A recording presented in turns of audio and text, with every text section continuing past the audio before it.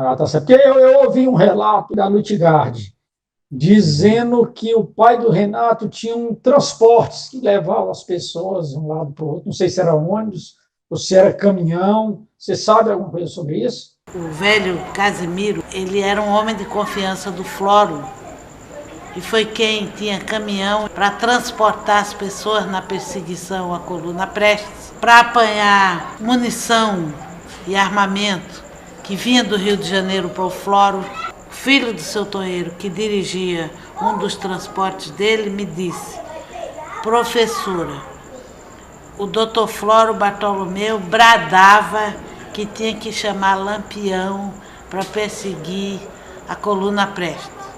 Em relação à questão do uso, né, de automóveis e caminhões, principalmente, na questão dos batalhões patrióticos em 1926, eles foram amplamente utilizados. Principalmente nos registros fotográficos, a gente encontra o Ford Model AA, que era o caminhão da Ford, um dos principais caminhões da Ford, e que ele tinha diversas variações de chassi e cabine. Era caminhão que tinha capacidade, em algumas versões dele, né, nas versões mais robustas, você tinha desde de meia tonelada até 1,5 toneladas. Os que são possíveis ver na fotografia era provavelmente o de 1 tonelada ou 1,5 toneladas. Então ele foi usado para transportar esses soldados dos batalhões patrióticos até Campos Sales. Então, assim, e em 1923 a gente começou a ter carros de cidadãos juazeirenses, né?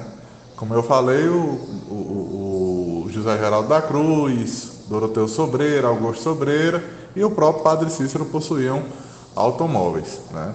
A circulação de veículos leves, semi-pesados e pesados aqui no Cariri já tem muito tempo. As operações da Ford no Brasil, oficiais, elas são muito antigas. Salvo engano, a Ford ela já tem 100 anos de Brasil ou mais. Antes esses carros eles chegavam majoritariamente por importadores independentes. E quando a Ford e a Chevrolet iniciam as operações delas oficiais, eles vinham no que a gente chama de sistema CKD, que é o seguinte: o carro era feito nos Estados Unidos e vinha parcialmente montado para o Brasil, entendeu?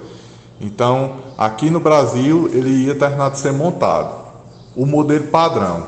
Aí, questão de carroceria de madeira, questão de adaptar para ser uma jardineira, aí tudo isso era feito aqui no Brasil. Naquele tempo, como o Brasil não tinha uma indústria própria, os importadores eles traziam caminhões de todas as marcas que você imaginar, marcas que nem existem mais hoje. A mãe de Renato, Dona Doralice, ela sofreu um acidente em uma sopa, que era como a gente chamava a jardineira aqui em Juazeiro, né?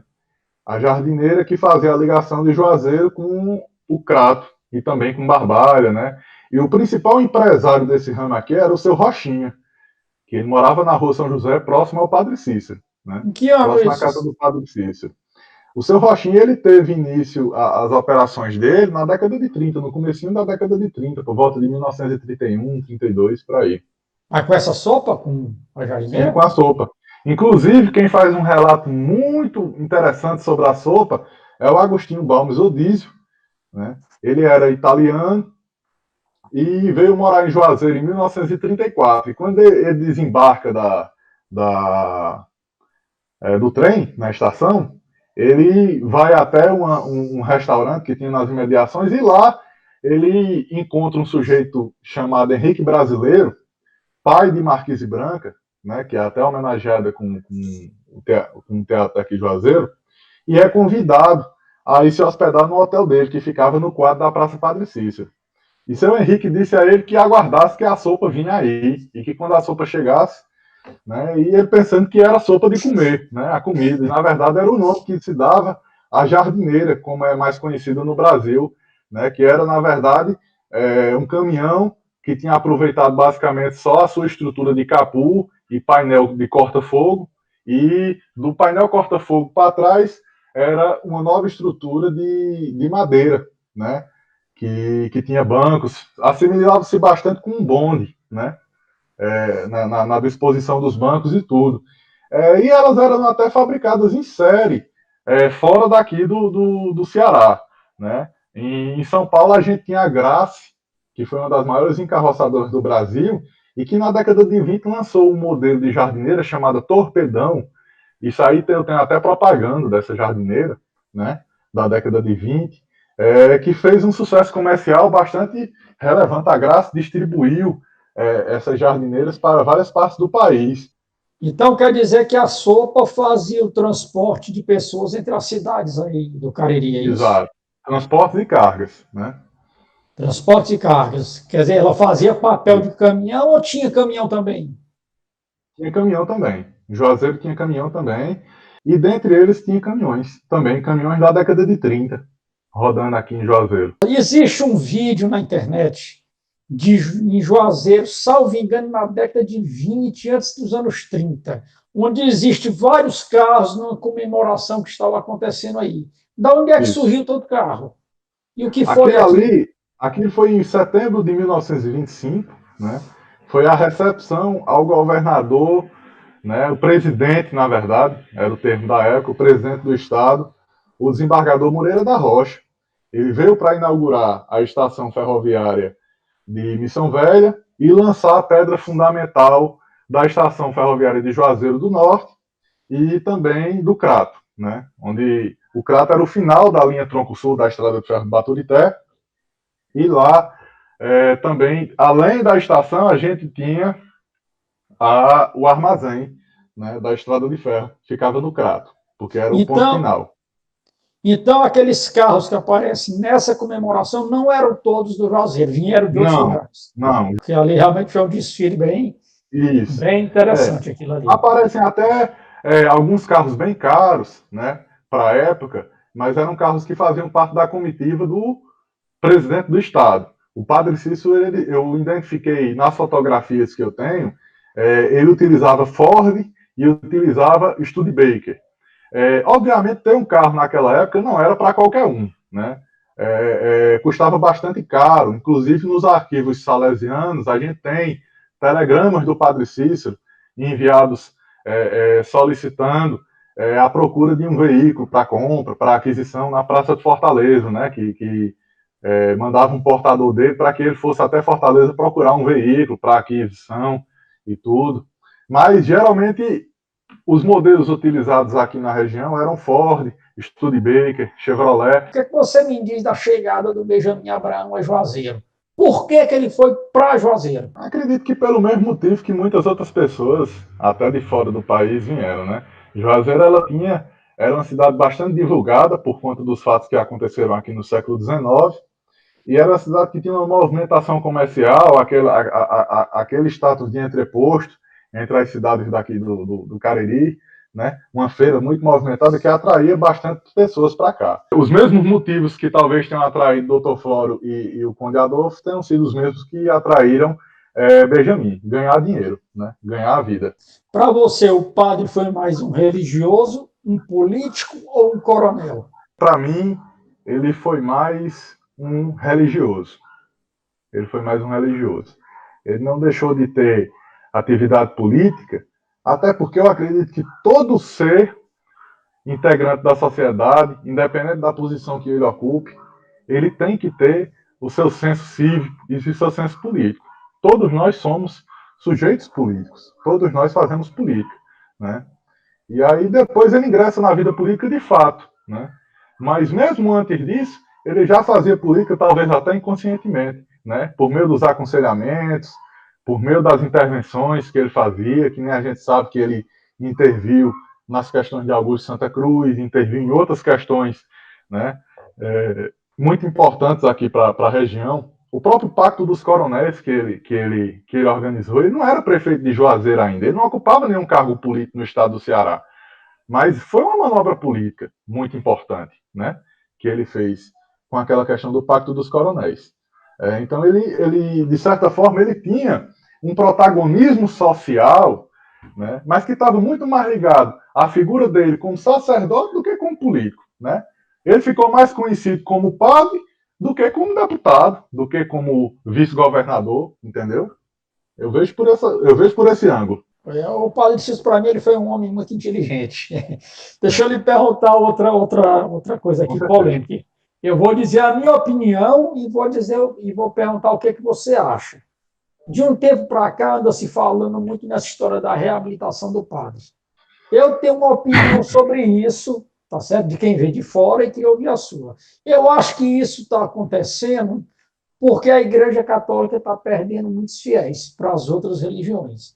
No própria subida do Horto, a gente vê que está cheio de outras, enfim, né, de outras religiões e tal. O que é que você acha em relação a essa reabilitação do padre? Você acha que isso que eu estou dizendo tem algum fundamento ou não? Ou é porque são outras histórias mesmo? Aderbal, eu acredito que finalmente a igreja esteja reconhecendo que o poder de santificar, o poder de identificar fatos milagrosos ou não, vem mais do povo do que deles. Eu vejo dessa forma, sabe? Eu acho que a opinião popular, o clamor popular e principalmente a devoção popular, ela tem que imperar. Ela tem que ser o método indiciário básico, né, para os que realmente têm o poder de chegar e beatificar ou santificar figura A ou figura B, independente do que seja. Então, o povo, ele não depende, a religiosidade popular ela não depende da aprovação do Vaticano para eleger seus santos, né? E talvez agora esse clamor popular ele esteja sendo mais escutado por um elemento como esse seu. Eu acredito que a questão seja maior do que essa, que não fique só na questão da perda de fiéis, né? Mas de um próprio novo posicionamento da Igreja Católica também perante fatores maiores que esse que você citou, que é a simples perda de fiéis. E eu percebo que a fé romeira ela vai se renovando, né? Apesar das novas gerações que vão chegando. Então, eu acredito que essa é uma tendência duradoura, né? Que o Padre Cícero vai estar sempre como um vetor de atração aqui para a cidade, tanto nessa questão devocional, como também de referência histórica. Roberto, eu não tenho religião, né? Mas eu lhe confesso uma coisa. Eu já gravei muito em Juazeiro. E eu fiz uma gravação aí daquela Romaria das Candeias. Amigo, eu fiquei simplesmente impressionado. Eu nunca tinha visto nada parecido. E aquilo ali, pelo que a história conta, foi digamos, uma artimanha do padre. Queria que você me contasse essa história, não vou nem falar em relação a uma pessoa que não estava mais vendendo as lamparinas. Como é que foi essa história realmente? O Padre Cícero recebia centenas de pessoas diariamente na casa dele. E em uma dessas visitas, com sua família, né, está em uma situação bastante complicada, e queria que o padre o ajudasse. E o padre perguntou o que é que ele sabia fazer, ele disse que era flandeiro, né, que sabia trabalhar com flandes, sabia fazer lamparinas, e o padre foi e disse a ele que pegasse umas economias que ele tinha e fizesse uma compra de uma determinada quantidade de matéria-prima, né? E o camarada achou que o Padre Cícero estava terminando de ficar doido, né? Porque era os últimos vinténs que ele possuía no bolso e ele ia queimar assim, sem ter certeza da venda. Foi onde surge o chamado do Padre Cícero para que houvesse essa procissão, né, de Nossa Senhora das Candeias e que cada um levasse sua lamparina.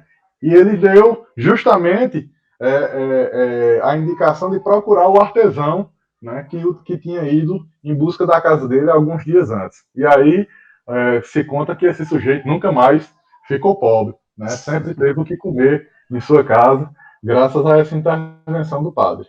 Aquela história, digam o que digam do Padre Cícero, ele fez muita coisa boa para o povo que precisava no sertão. Isso para mim é fato. Isso aí principalmente durante os períodos de seca, né? O Padre Cícero, as ações dele iam além da simples questão religiosa, né? Ele tomava atitudes realmente de auxílio mesmo eficaz, né? De ir em cima mesmo e enfrentar a barra junto com o povo.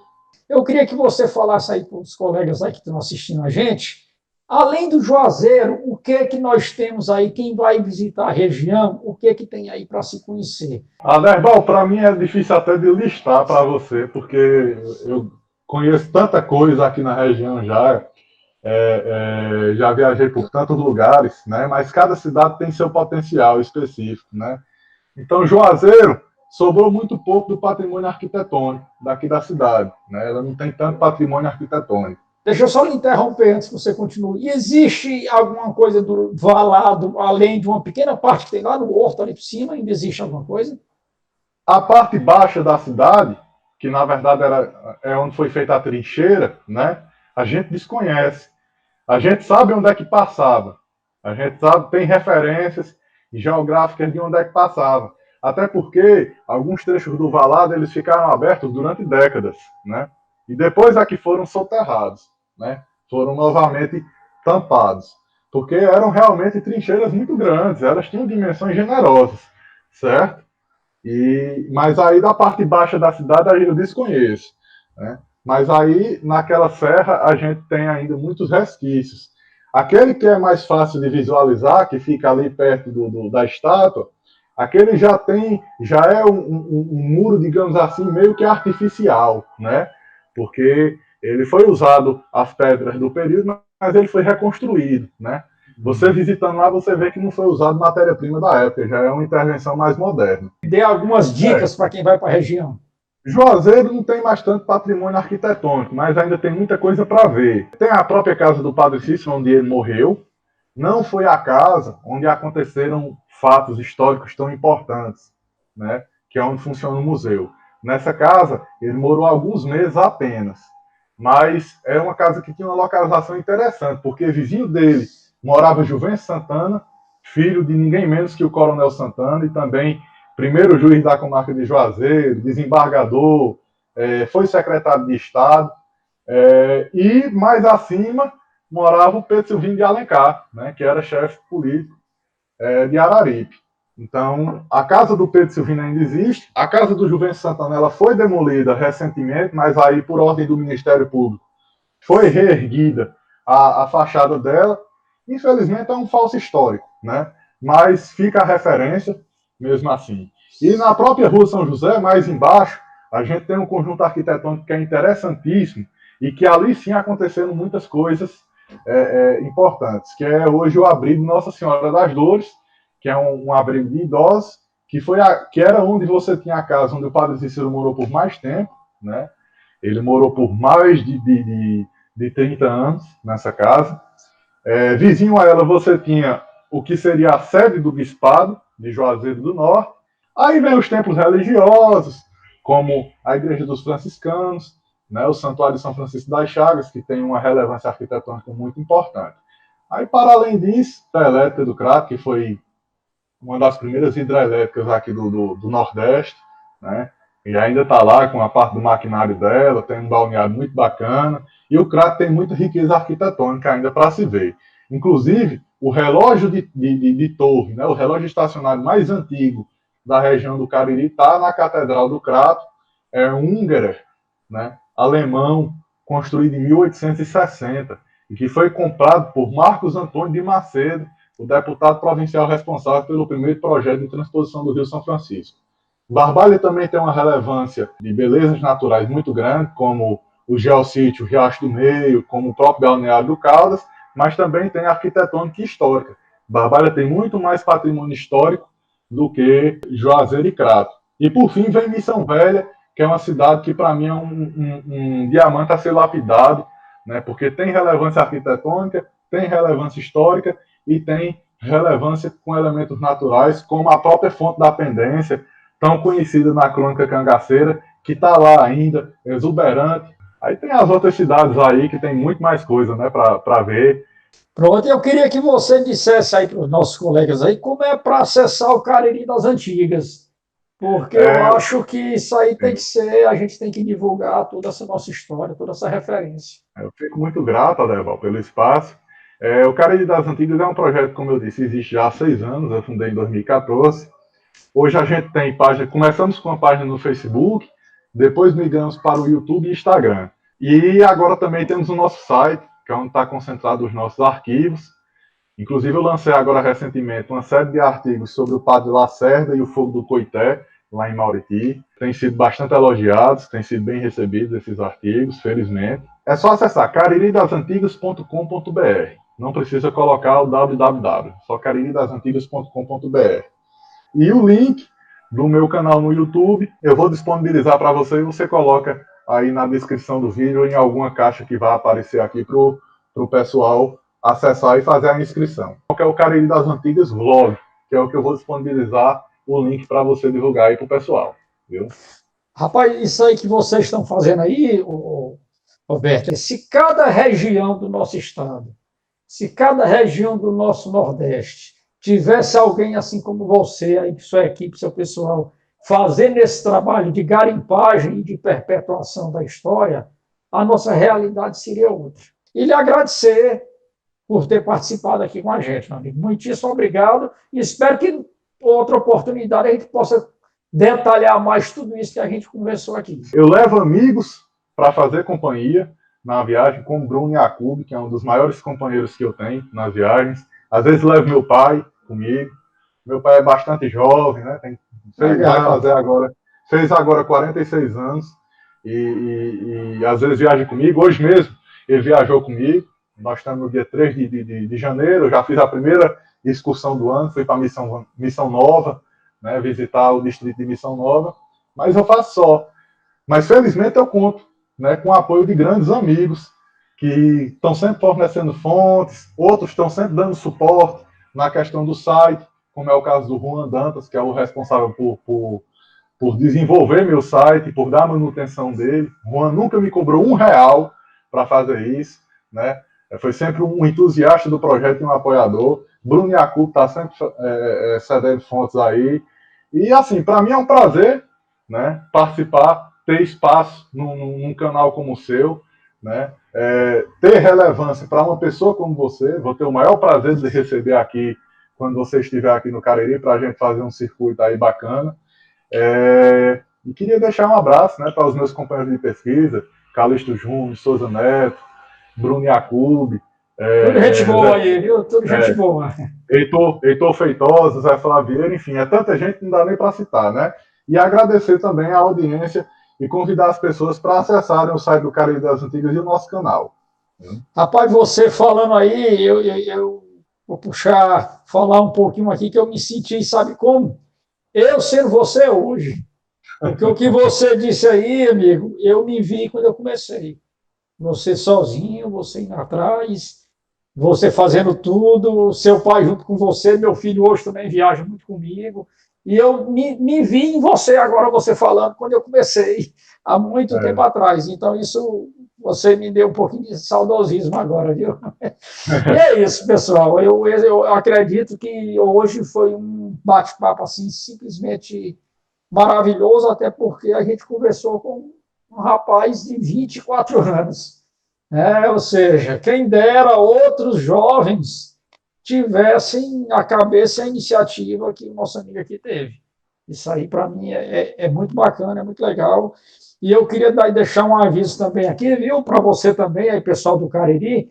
Há uns anos atrás eu fiz um documentário intitulado O Último Apito, a história da estrada de ferro no estado do Ceará, que é a minha primeira paixão, antes até do cangaço, é o trem, a estrada por conta do meu avô.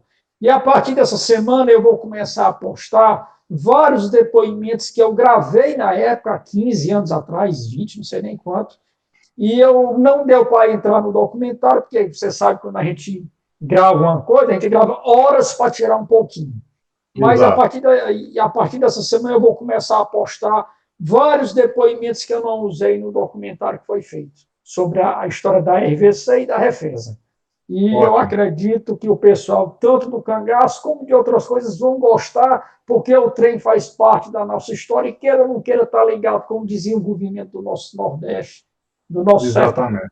Sei demais como é isso. Viu? Você quer dizer mais alguma consideração final, amigo? Não. Já fiz meus agradecimentos, né? E espero estar sempre colaborando aí com o seu trabalho, Aderbal. Agradeço muito pelo espaço. Muito obrigado, valeu, pessoal, tamo junto e vamos para frente. Show de bola. Até a próxima. Valeu.